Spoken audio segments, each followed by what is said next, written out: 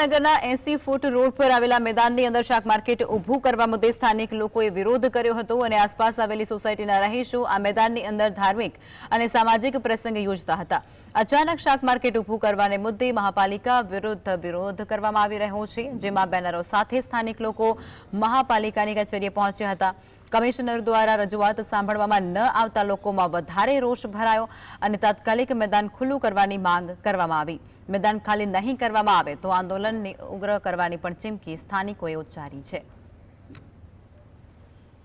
मैदानનો ઉપયોગ જે રીતે અમૃતભાઈએ કહ્યું છે એ રીતે સામાજિક પ્રસંગો, ધાર્મિક પ્રસંગોમાં આ ઉપયોગમાં લેવામાં આવે છે ઘણા વર્ષોથી, પરંતુ છેલ્લે જે મહાનગરપાલિકા બની ત્યાર પછી આ મેદાનને અહીંયા શાક માર્કેટમાં ફેરવી નાખ્યું છે, જેથી કરીને આ જે 20 થી 25 સોસાયટીઓ છે અનુસૂચિત જાતિની, એમાં એ જે કંઈ પ્રસંગો કરવામાં મોટી મુશ્કેલી અત્યારે આવી પડી છે।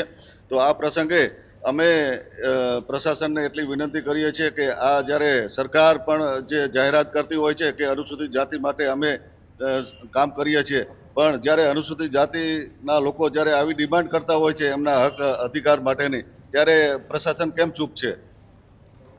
મારુતિ પાર્કનું મેદાન છે, આ મેદાન અહીંયા જે 80 ફૂટ રોડ ઉપર 30 થી વધારે સોસાયટીઓ છે એના જાહેર કાર્યક્રમો માટે ઉપયોગમાં લેવામાં આવતું હતું।